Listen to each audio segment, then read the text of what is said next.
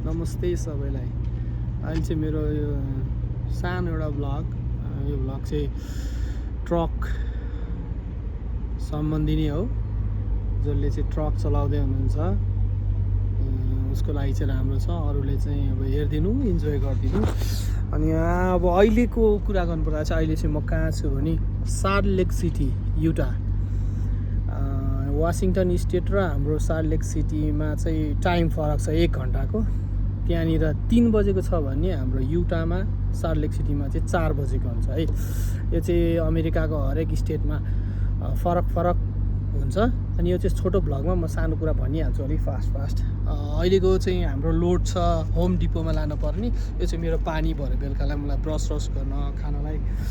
अनि अहिलेको मेरो गाडीको बारेमा भन्नुपर्दा चाहिँ यो लोड बोकेर जाँदैछु म होम डिपो है।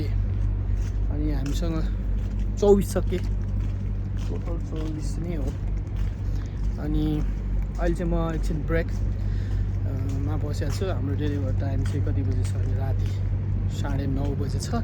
त्यत्रो बेरसम्म चाहिँ अहिले त्यहाँ चाँडै गएर काम हुँदैन। अनि अहिले चाहिँ यो मेरो ट्रकमा चाहिँ म सानो जानकारीको लागि मात्रै यो ठाउँमा बसेको छु।